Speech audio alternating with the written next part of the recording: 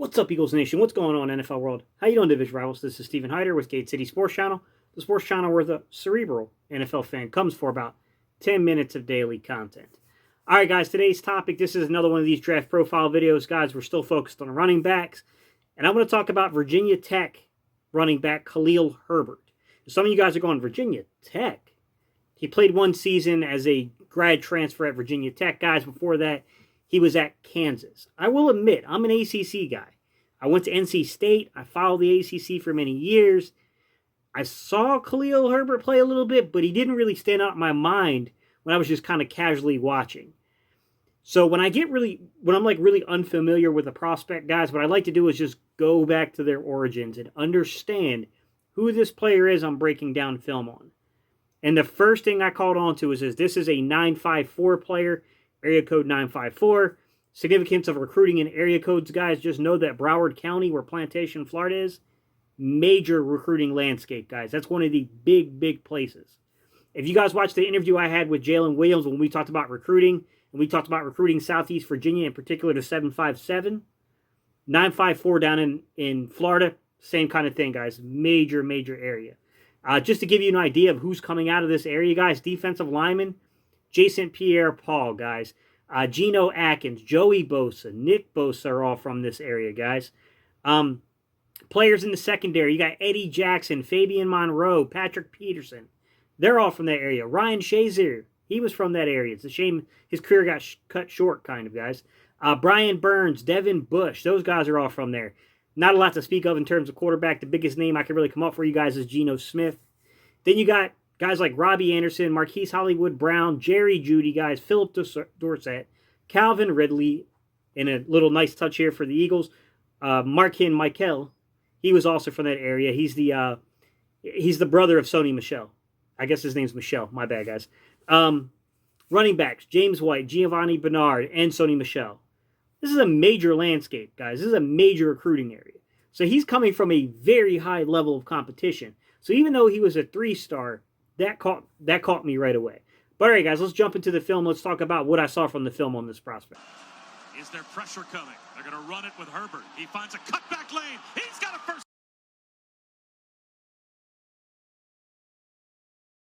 down and more. Still on his feet. Khalil Herbert looking for the pile. All right, area number one that I noticed from him is that most of the major publication, most of the major scouts that I follow, guys, they all see this guy as kind of like the premier contact bounce back. I'll be honest with you, I do have concerns at the NFL level about his athleticism, but at the college level, it worked, guys. Like, he's certainly more athletic than he looks. Herbert tries to turn the corner.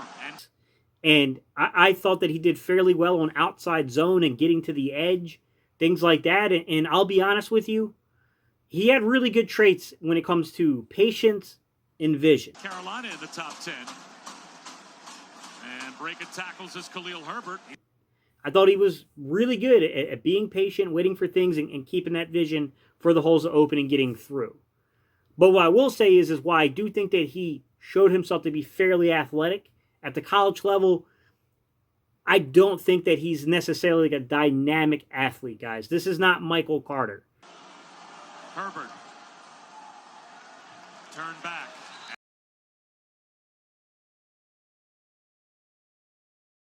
You know, this is not the same kind of athleticism I saw out of Stevenson from Oklahoma, right? He's just not that type. Like, his cuts aren't clean. I think he does a good job. I mean, he can definitely cut. But I think his cuts are a little more rounded than those guys are. I don't think he moves his body quite as well. But he's got the, look, at the college level it worked for him. It's hard to project that to the pros. I'm just saying it didn't look as clean as some of the other prospects that I've watched, okay? Cutback run. Khalil.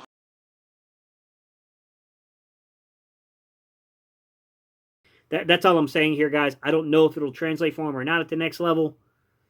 I can only tell you what I'm seeing on film, guys. And what I'm seeing on film is a guy that definitely, he's more athletic than he looks.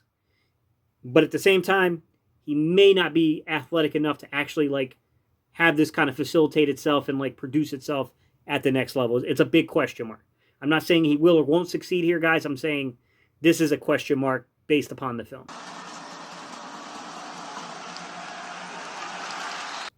Next thing I noticed about him, guys, is that on third downs, he might be a little tricky to project to the NFL. He only caught like 10 balls on the season, guys. He ran the routes. He just really wasn't targeted. I don't know what kind of receiving back he is, guys. I have my doubts that he's going to be a true receiving back in the NFL. He doesn't seem to fit the profile to me just looking at the film. But what I will say is if you were to break down his pass pro, I will admit, really good. He's very good in pass pro. A couple times on film where you can just really see him stick his head out there, get that nose right there, and stand up and put a nice block on, man. Set the edge on defensive ends kind of trying to round out. Did a pretty good job chip blocking. Like, play action. I do think that as a third down back that can get you short yardage situations or could potentially be in there for pass pro, I can see some utility there. I can see some use for this guy at the next level, right? Like being that kind of guy, setting the protection, getting those short, tough, contested yards. Because the one thing I will say about him, guys, is in short yardage situation, because he has that low little frame, he's really hard to put down, man. He's like 5'9", 210 to 215-ish. So in that area, in that frame, man, he gets his pads lower, and this guy's not afraid to try to run you over. So Herbert uses a stiff arm to the 5. I definitely did notice that, and I can see him being used on third downs for pass pro, short yardage type situations. Probably not so much in terms of like the short receiving stuff, but they might try to hit him on some screens or maybe some swing passes, stuff like that. I could see that happening. Didn't know. He said he's faster than I thought. And this time he's there on blitz pickup. Burmeister. I can tell you that certain publications were really high on this young man. He was definitely a top 20 rated runner from PFF and places like that. Other publications, they were definitely high on this young man. He's a guy's guy. What I will tell you is that because he's a fifth-year senior, a guy who transferred, a grad transfer basically, guys, like he's going to be a little older compared to most running backs, right? He's not over the hill, guys. We're still talking about a young guy, but in terms of running backs, I do think that running backs are the one position that you generally do see some guys kind of leaving a year or so earlier. I think that's a pretty common trend at that position to get in there and get the money while you can. Hey, I think this is a type of prospect, a type of player that if you can pair him, my bad guys, with the right kind of system with an all-purpose back or a scat back, and you're just having this guy, do the lunch pail stuff, showing up with the lunch pail, the real hard hat type work of an offense. I can see it. He loves the contact. He loves kind of playing like this. And I got to be honest with you. We've seen guys that aren't the biggest and maybe not the most dynamic athletes have great careers. So that's why it's hard to project a guy like this. I don't know. He might turn, he's more athletic than you think. I just don't know that he's dynamic. That's the issue, right? But think of a Frank Gore. Herbert again. Finds another cutback. All these guys are not like really dynamic athletes per se. They're better than you think. They're not dynamic.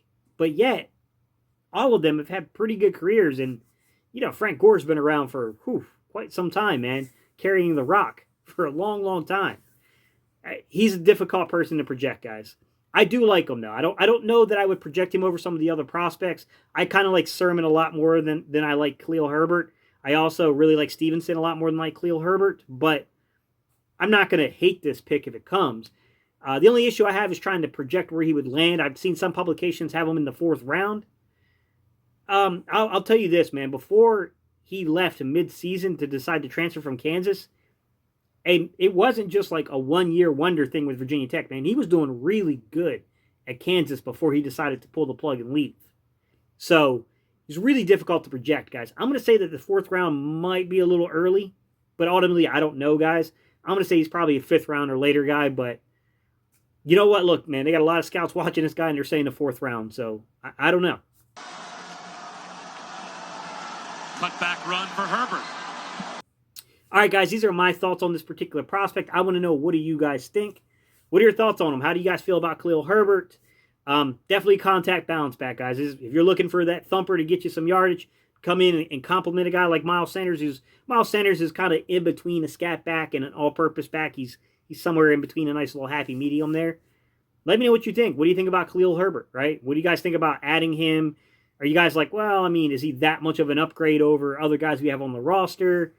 Hey, let me know your thoughts, guys. I don't know. Who knows until you get these guys in pads and you see them play, right?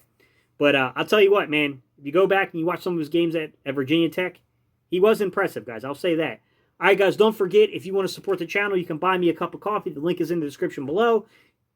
Or you can support the channel in many other ways, guys. Number one, you can like the video and you can leave a comment. Those are two things that help spike the algorithm and then help us go and be suggested to other people. The last thing you can do, guys, is if you're not subscribed, please hit that subscription button. It does a whole lot here.